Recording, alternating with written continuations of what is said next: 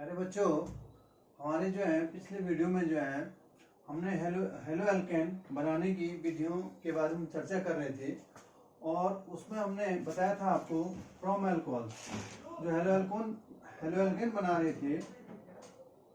Halo alkane या जिसको हम कहते हैं हेलो एल्केन या अल्काइल हैलाइड जो हम बना रहे थे, एक ही बात है।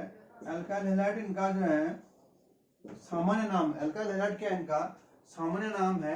इनको जो हम इनको जो है अल्काइल हैलाइड को जो बना रहे थे या हेलो एल्केन को जो बना रहे थे, अल्काइल हैलाइड का हो या हेलो एल्केन एक ही बात है, उनको जो हम बना रहे थे लास्ट टर्म पे, वो कुछ मेथड्स मैंने बताया थी जिसमें हमने बताया था फ्रॉम अल्कोहल्स, अल्कोहल से, जो अल्कोहल होते हैं अल्कोहल से हम बना रहे थे, अल्कोहलों से।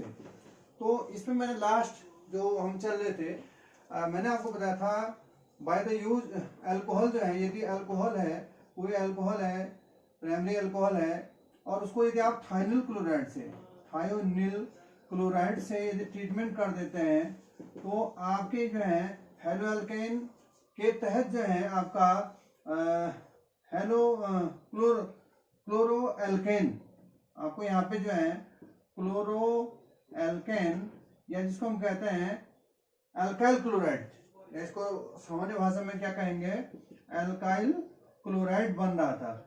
लास्ट टाइम पे आपने देखा होगा ये बन रहा है। तो ये जो मेथड है जिसमें अल्कोहल को जो है थायोनिल क्लोराइड से पिरिडीन की उपस्थिति में, मैंने आपको बताया था यहाँ पे किसका यूज करते हैं, पिरिडीन का उपयोग करते हैं और क्लोरो एल्केन या अल्काइल क्लोराइड हमारा यहाँ पे बन जाता है।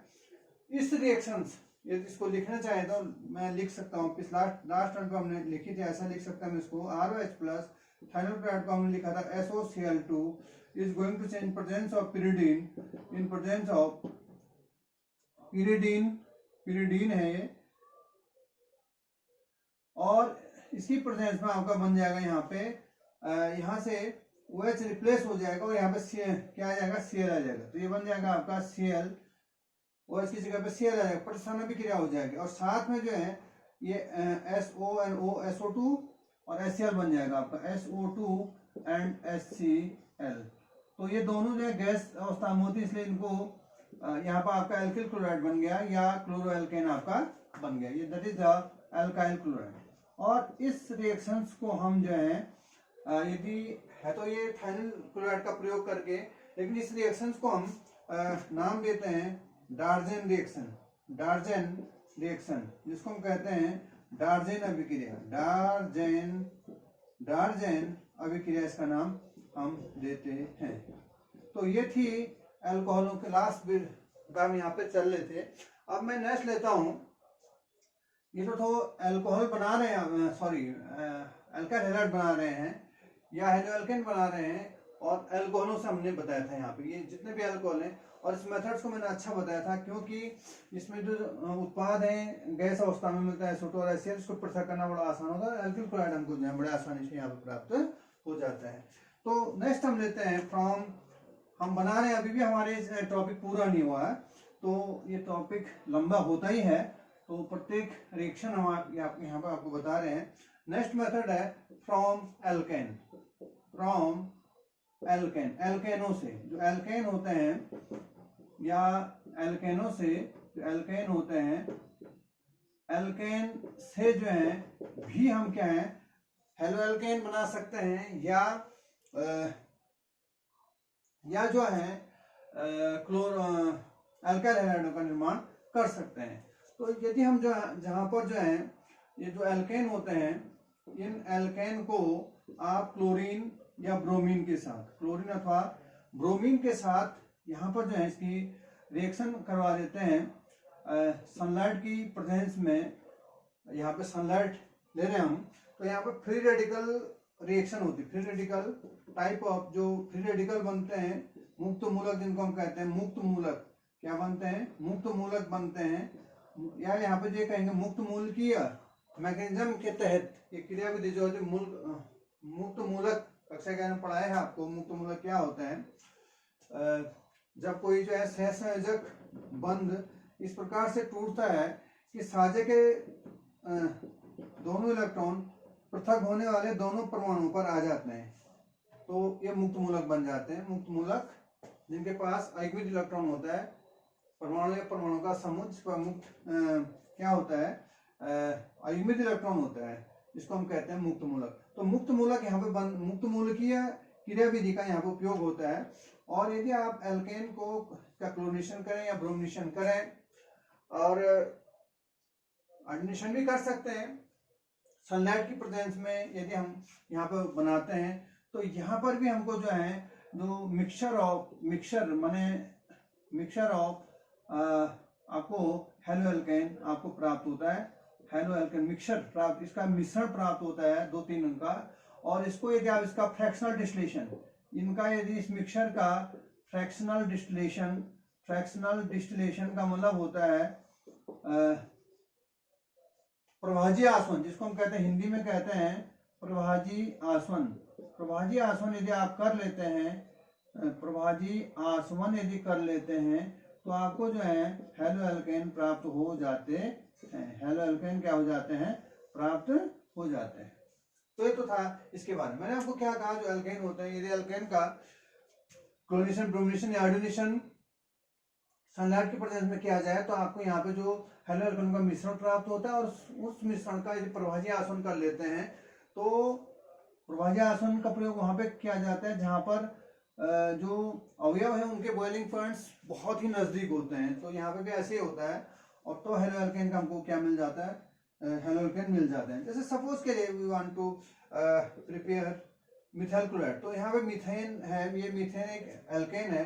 यदि मीथेन का क्लोरीनेशन कर दिया जाए इन प्रेजेंस ऑफ H-म्यू तो यहाँ पे बहुत से एल्केन हमको मिल सकते हैं। यहाँ पर हाइड्रोजन को क्लोरीन की तरफ प्रसार किया जाएगा, मतलब एक हाइड्रोजन एक क्लोरीन परमाणु की तरफ हटा दिया जाएगा तो H3 हो जाएंगे। तो ये बन गया आपका CH3, एक हाइड्रोजन हट गया क्लोरीन, अब उसकी जगह पर क्लोरीन आ गया, प्लस HCl प्लस HCl। ये पहले स्टेप में ये हुआ। सेकंड स्टेप में क्या होगा, पुनः जो है जो CH3Cl मिथाइल क्लोराइड है, that is methyl chloride, methyl chloride का क्लोरीनेशन होगा।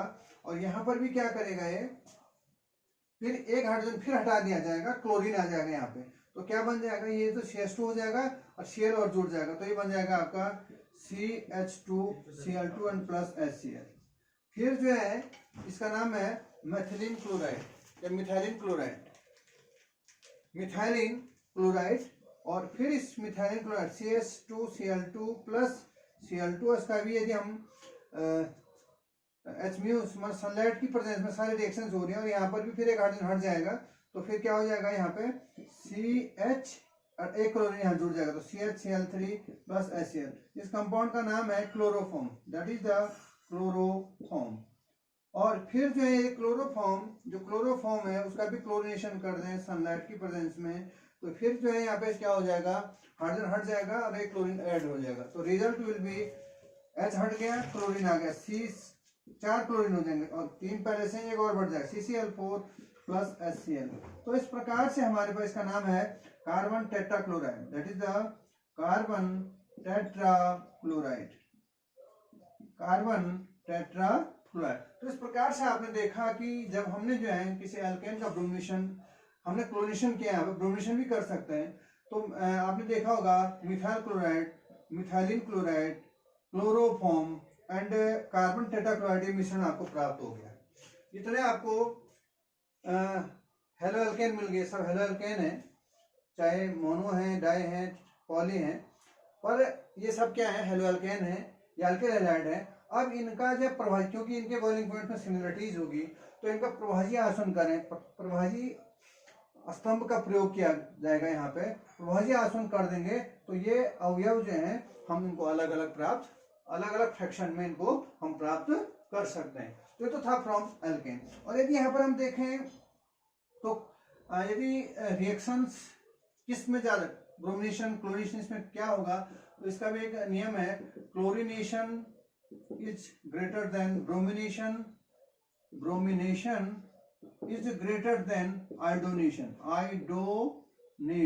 कहने का मतलब जो क्लोरीनीकरण की क्रिया है वो ज्यादा तेज होती है देन ब्रोमिनेशन, ब्रोमीकरण से और आयोडीनीकरण से।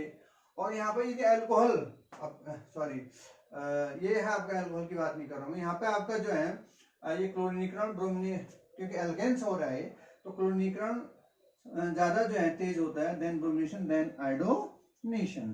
तो ये था आपका यहाँ पे जो है थोड़ा सा किसके बारे में फ्रॉम एल्केन। नेक्स्ट मेथड है हमारा, हम हेलोएल्केन बनाने की विधि या एल्किल हैलाइड बनाने की विधि की बात कर रहे हैं।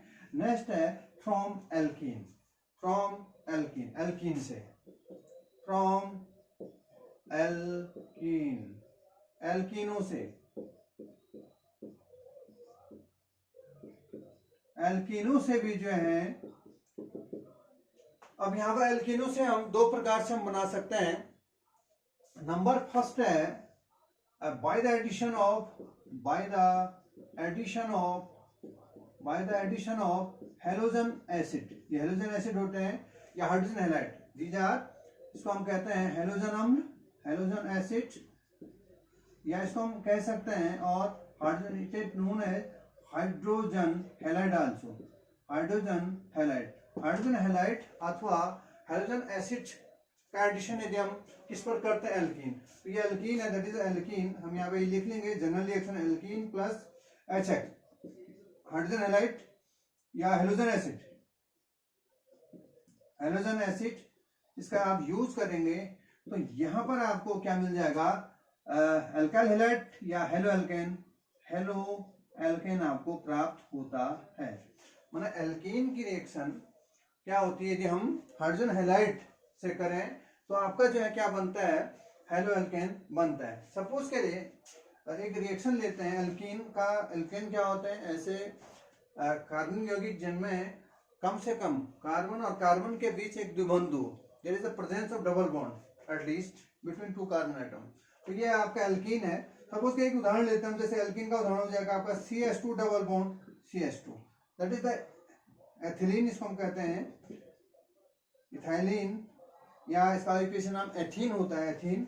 और यदि हेलोजन एसिड की ट्रीटमेंट कर देते हैं यहाँ पे HX, अब HX क्या हो सकता है, HCl हो सकता है, HBr, HI, कुछ भी हो सकता है, HX, दीज में भी HX का में क्या क्या हो सकता है आपका, इट में भी HCl, इट में भी HBr, इट में भी HI, कुछ भी हो सकता है यहाँ पे, HX कोई भी हो सकता है, तो यहाँ पे हम इसका उपयोग करते हैं। अब यहाँ पर एल्कीनों की एक टेंडेंसी होती है कि एल्कीन जैसे ही जो है किसी अभिकर्मक के संपर्क में आता है तो यहाँ पर क्योंकि यहाँ पर आप देख रहे होंगे एक सिग्मा बॉन्ड एक पाई बॉन्ड है, डबल बॉन्ड का मतलब सिग्मा बॉन्ड पाई बॉन्ड, तो यहाँ पर एक बॉन्ड जो है पाई बॉन्ड टूट जाता है और सिग्मा बॉन्ड रह जाता है, या दूसरे शब्द में कहें एक बंद, दो बंद है यहाँ पे तो एक बंद टूट जाएगा, यहाँ पे इलेक्ट्रॉन है, दो बंद बराबर, कहने का इस बंद में दो इलेक्ट्रॉन यहाँ पर भी, तो यहाँ पर जैसे इसके संपर्क में रिएक्टेंट आ जाता है इस एल्कीन के संपर्क में, तो इसमें इन जो दो इलेक्ट्रॉन है इसका, इन इलेक्ट्रॉनों का क्या हो जाता है,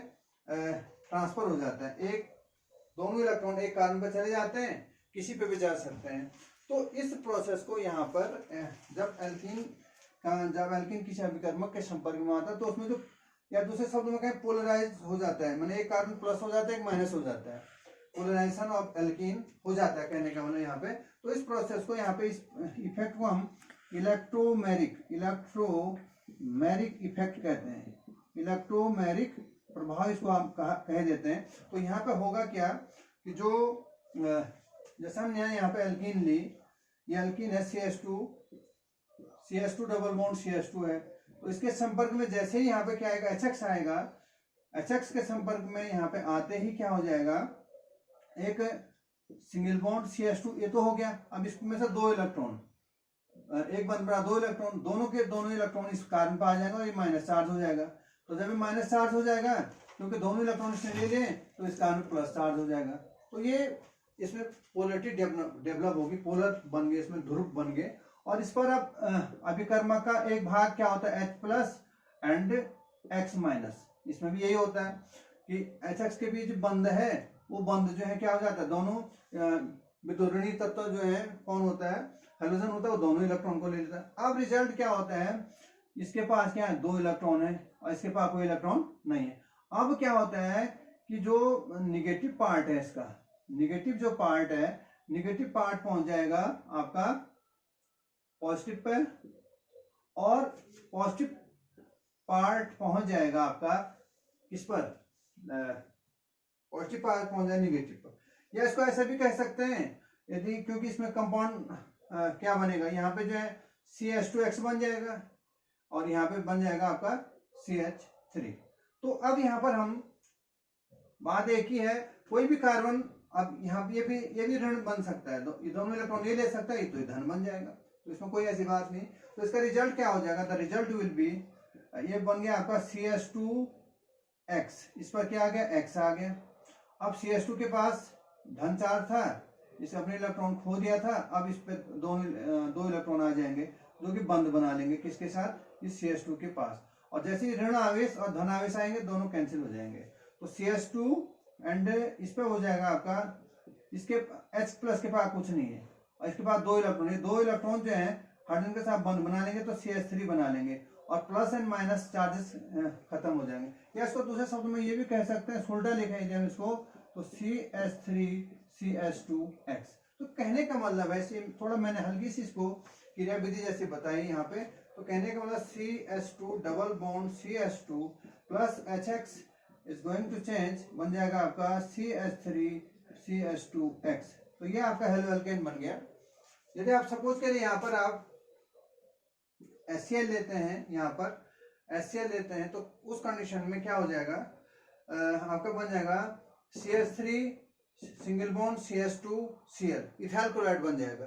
तो इस प्रकार से एल्कीन से भी जो है आपका क्या बन जाता है, अल्काइल हैलाइड बन जाते हैं या हेलो एल्केन बन जाते हैं। ये तो था case symmetrical alkene. Symmetrical alkene का मतलब जब द्विबंध जो है कहाँ है, बीच में उपस्थित है, मतलब कार्बन इधर भी एक कार्बन इधर भी कार्बन, मतलब जब द्विबंध जो है क्या हो, द्विबंध के दोनों कार्बन की संख्या क्या हो, बराबर हो, तो क्या कहलाएगी, symmetrical alkene. This is the symmetrical alkene. Symmetrical alkene है ये है सिमेट्रिकल एल्कीन। अब यदि हम जो है अनसिमेट्रिकल एल्कीन लेते हैं, क्या, अनसिमेट्रिकल एल्कीन, यदि हम यहाँ पर जो है क्या लेते हैं, अनसिमेट्रिकल एल्कीन, अनसिमेट्रिकल एल्कीन यदि हम ले लेते हैं यहाँ पे, तो जिसको हम कहते हैं असममित, हिंदी में कहते हैं असममित एल्कीन। असममित एल्कीन क्या होगी, ऐसी एल्कीन जिसमें द्विबंध के दोनों ओर कार्बन बराबर नहीं होंगे। जैसे इसका उदाहरण हो जाता है आपके पास, जैसे सपोज के लिए CH3 CH double bond CH2, that is the propene, you know propene, propene लिखना बड़ा आसान है, प्रोपीन 1। तो 3 कार्बन लिख लेंगे और 1 कार्बन पे डबल बॉन्ड लगा देंगे, बाकी कार्बन की वैलेंसी को सेटिस्फाइड कर लेंगे, that is the propene 1। Propene 1 पर यदि जो है HX की रिएक्शन करा दी जाए, तो इस कंडीशन में यहाँ पर एक नियम लगता है जिसको हमने कक्षा 11 में आपको पढ़ाया है, जिसको हम कहते हैं मार्कोनी-कॉप का नियम। क्या कहते हैं, मार्कोनी-कॉप्स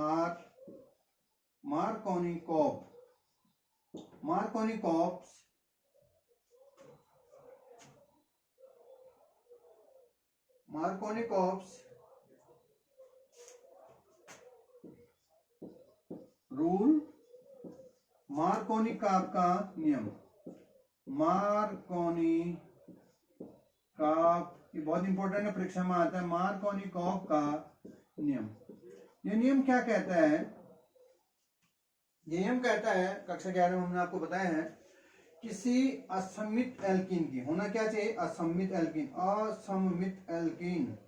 असममित एल्कीन की योग अभिक्रिया में, ये एडिशन रिएक्शन है, अर्थात इसमें अभिकर्मक का सारा अणु इसमें जुड़ता है, इसलिए अभी ये योग अभिक्रिया है। तो असममित एल्कीन की योग अभिक्रिया में अभिकर्मक के अणु का, यहाँ पर अभिकर्मक का ये अणु है, जैसे ये HX है, तो इसके 2 भाग हो गए, H plus and X minus.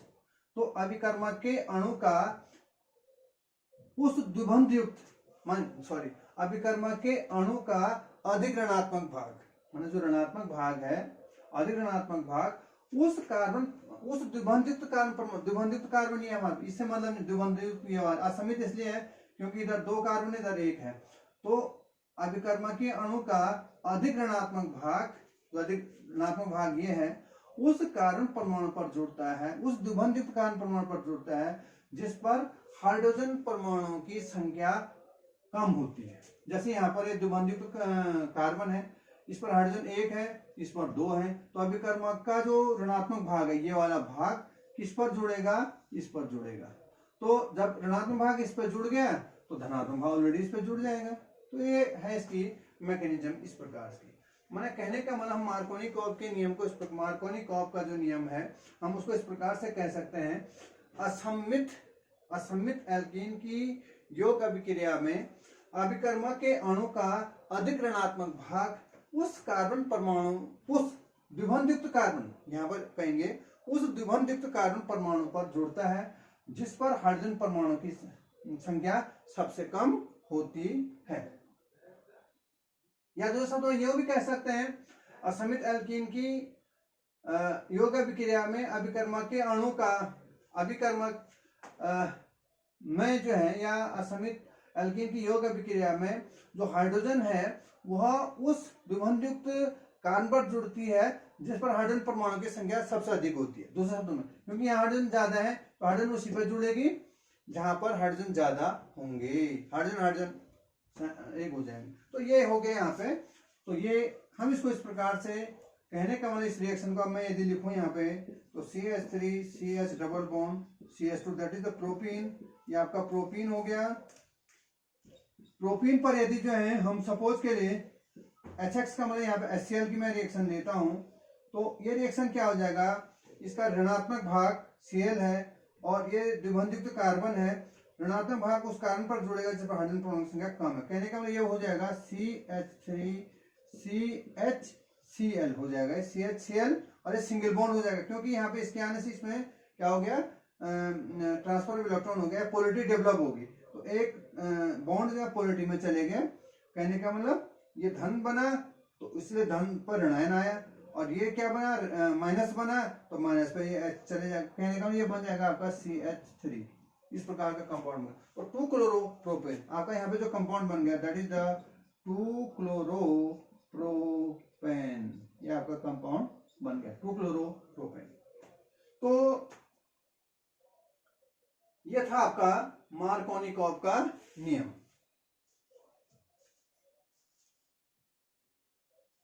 अब इसी में जो है एक और नियम मैं बता देता हूं आपको यहीं पे, यदि सेम अभिक्रिया है और उसमें हम कहते हैं एंटी मार्कोनी-कॉप रूल। अब एक और है, ये तो मार्कोनी-कॉप का नियम था, अब ने एंटी लगा दिया तो इसको हम कहेंगे प्रति मार्कोनी-कॉप का नियम, या हम इसको दूसरा नाम देते हैं, इसका नाम है खरास इफेक्ट, या हिंदी में लिखें तो खरास प्रभाव। एक होता है हमारे पास, ये आता है एग्जाम में, ये है। इसमें क्या होता है कि यदि रिएक्शन सेम है, केवल इस अभिक्रिया को असम्मित एल्कीन की योग अभिक्रिया किसी हाइड्रोजन हैलाइड से की जाती है, HX से की जाती है किसी पर ऑक्साइड की उपस्थिति में। यहाँ पे क्या होगा, कोई पर ऑक्साइड आता है, पर ऑक्साइड, जैसे कोई पर ऑक्साइड आप जानते हैं हाइड्रोजन पर ऑक्साइड है या बेंजोइल पर ऑक्साइड है, इस प्रकार से पर ऑक्साइड होते हैं। इस प्रकार का सपोज के लिए ROR इस टाइप का पर ऑक्साइड, यदि यहाँ पर हम कोई पर ऑक्साइड ले लेते हैं तो किसी पर ऑक्साइड की उपस्थिति में यदि हम इस अभिक्रिया को कराते हैं तो मार्कोनी-कॉप के नियम का उल्टा हो जाता है रिएक्शन। कहने का मतलब उल्टा क्या हो जाएगा, असमित एल्कीन की योग अभिक्रिया में अभिकर्मक के अणु का अधिक ऋणात्मक भाग उस कार्बन परमाणु से जुड़ता है जिस पर हाइड्रोजन परमाणु की संख्या वहां सबसे कम पर जुड़ रहा था, यहाँ पे सबसे अधिक पर जुड़ेगा। कहने का मतलब जो है प्रति मार्कोनी-कॉप का नियम क्या हो जाएगा, असमित एल्कीन की योग अभिक्रिया में अभिकर्मक के अणु का अधिक ऋणात्मक भाग उस द्विबंधयुक्त कार्बन परमाणु पर जुड़ता है जिस पर हाइड्रोजन परमाणु की संख्या सबसे अधिक होती है। उल्टा हो गया, इसका उल्टा बोलना, लेकिन कब, परऑक्साइड की उपस्थिति में। तो किसी असमित एल्कीन की योग अभिक्रिया यदि परऑक्साइड की उपस्थिति में की जाए तो अभिकर्मक के अणु का अधिक ऋणात्मक भाग उस द्विबंधयुक्त कार्बन परमाणु पर जुड़ता है जिस पर हाइड्रोजन परमाणु की संख्या सबसे अधिक होती है। माने मार्कोनी-कॉप के नियम का उल्टा हो गया। तो इसका रिजल्ट हो जाएगा CH3CH। अब इस पर हाइड्रोजन जुड़ जाएगा क्योंकि इस पर निगेटिव पार्ट है जोड़ना, तो इस पर हाइड्रोजन, तो CH पहले से हाइड्रोजन जुड़ेगा, CH2 सिंगल बॉन्ड हो जाएगा क्योंकि एक बॉन्ड कहाँ चलेगा, ध्रुवता में चलेगा, एंड CH2Cl। तो ये बन गया आपका एक कंपाउंड। तो कहने का मतलब आपने देखा होगा मार्कोनिकॉफ के नियम में आपका 2 सब्स्टिट्यूटेड कंपाउंड में 2 क्लोरोप्रोपेन बना, यहाँ पे आपका क्या बना, 1 पे क्लोरो है, 1 2 3, तो इसका नाम है 1 क्लोरोप्रोपेन, इसका नाम हो जाएगा 1 क्लोरोप्रोपेन। तो ये था फ्रॉम आपका एल्कीन, और इसमें भी हमारा क्या था, हाइड्रोजन, यहाँ पर हाइड्रोजन हैलाइडों का क्या हो रहा है, योग हम करा रहे हैं। तो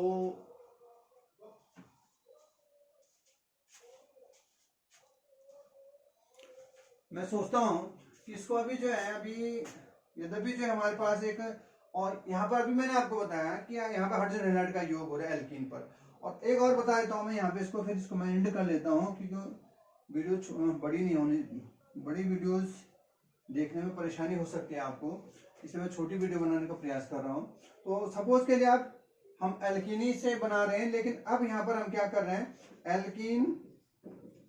एल्कीन प्लस वहां पर हमने क्या लिया था, हाइड्रोजन हैलाइड का योग किया था। यहाँ पर हम क्या कर रहे हैं, हेलोजन का योग कर रहे हैं। जो हेलोजन होते हैं, हेलोजन मॉलिक्यूल्स या कहें हेलोजन हम ले रहे हैं, और इस कंडीशन में भी जो है क्या बनेंगे, आपके एल्काइल हैलाइड बनेंगे। जैसे सपोज के लिए ये आपका CH2 double bond CH2 alkene है, plus chlorine in presence of CCl4 carbon tetrachloride, carbon tetrachloride में भूली जो है, या यहाँ पर हम क्लोरीन ले लेते हैं या हेलोजन ले लेते हैं, और बढ़िया रहेगा ब्रोमीन लेता हूं मैं, Br2। यहाँ पर हम क्या कर रहे हैं, जो एल्कीन है, एल्कीन में जो है ब्रोमीन कार्बन टेट्राक्लोराइड में घुली हुई है, तो उस कंडीशन में क्या होगा कि यहाँ पर इसके दो भाग हो जाएंगे। जैसे रिएजेंट के संपर्क में एल्कीन आएगी, इसका एक प्लस बन जाएगा, एक माइनस बन जाएगा, एक बॉन्ड टूट जाएगा, मान एक बन गया 2 इलेक्ट्रॉन, एक के पास कोई इलेक्ट्रॉन नहीं जाएगा, एक के पास दोनों इलेक्ट्रॉन चले जाएंगे, एक प्लस बन जाएगा, माइनस बन जाएगा, इलेक्ट्रोमैग्नेटिक इफेक्ट हो जाएगा। अब यहाँ पर यदि हम, अब ब्रोमीन में भी दो भाग बन जाएंगे, Br plus and Br minus, तो एक पर पॉजिटिव भाग, एक पर निगेटिव भाग चल जाएगा। कहने का रिजल्ट हो जाएगा आपका CH2, यहाँ पे आप Br इस पे लग जाएगा, CH2Br सिंगल बॉन्ड CH2Br, 1 2 1 पे भी ब्रोमो है, 2 पे भी ब्रोमो है, 1 2 डाइब्रोमो इथेन, इसका नाम हो जाएगा 1 2 डाइब्रोमो इथेन। ये भी जो अल्काइल हैलाइड है, और कैसा है, जब एडजेसेंट कार्बन कहेंगे, माने एक के बाद एक कार्बन पर, पहले और दूसरे एक के बाद एक कार्बन पर यदि क्या हो, हैलाइड हो, माने जो हेलोजन हो, तो इस प्रकार के जो हैलाइड होते हैं इसको कहते हैं विसिनल हैलाइड, विसिनल डाइहैलाइड, विसिनल डाइहैलाइड, इसको हम कह देते हैं विसिनल डाइहैलाइड। हिंदी में भी ऐसे ही लिख सकता है, सन्निधि डाइहैलाइड, हिंदी में कहते हैं सन्निधि डाइहैलाइड, डाइहैलाइड बन जाते हैं। इसको कहते हैं जब क्या हो, एडजेसेंट कार्बन, माने एक और दूसरे, माने एक के बाद दूसरे, एक के बाद दूसरे कि कहीं भी हो कार्बन पर जो हेलोजन लगा हो, तो ऐसे डाइहैलाइड क्या कहलाते हैं, सन्निधि या विसिनल डाइहैलाइड कहलाते हैं। तो इस प्रकार अब जो टेस्ट है, ये जो डबल बॉन्ड की पहचान के लिए भी इसका उपयोग किया जाता है। यदि एल्कीन कोई कंपाउंड एल्कीन है, प्रैक्टिकल का एक सब्जेक्ट है, कोई कंपाउंड एल्कीन है और यदि उसमें ब्रोमीन मिला दिया जाए, तो ब्रोमीन का जो कलर होता है थोड़ा माने इसका पेल येलो, माने गुलाबी और थोड़ा पीला पीला रंग का गुलाबी टाइप का कलर्ड होता है, कहने का मतलब ब्रोमीन कलर्ड होता है, इस प्रकार का कलर होता है कार्बन इसमें घुलने के कारण। और लेकिन जैसे ये ब्रोमीन जो कि कलर युक्त है एल्कीन में मिला देते हैं, तो डाइहैलाइड बन जाता है तुरंत ही, और कहने का ब्रोमीन अपना रंग खो देती है। तो ब्रोमीन यदि कलरलेस हो जाए और यदि उसकी रिएक्शन ब्रोमीन की रिएक्शन कार्बन टेट्राक्लोराइड में घुली हुई ब्रोमीन की रिएक्शन यदि किसी एल्कीन से कराते हैं, तो जो कलरलेस हो जाए, कहने का वो क्या एल्कीन है। तो एल्कीन के टेस्ट के लिए भी जो है इसका प्रयोग किया जाता है। तो यहाँ पर हमने सीधे डायरेक्ट जो है हेलोजन मॉलिक्यूल से इसकी रिएक्शन करवाई तो एल्किल हैलाइड यहाँ पे भी बनते हैं। तो टाइम ज़्यादा हो रहा है, तो मैं सोच रहा हूँ यहाँ पे इसको जो है फ्रॉम एल्कीन से हम भी जो है एल्किल हैलाइड को बना सकते हैं। और जो नेक्स्ट जो मेथड होंगी उसके बारे में हम जो है बाद में आपको बताएंगे। अभी इस वीडियो में इतना ही। Thank you.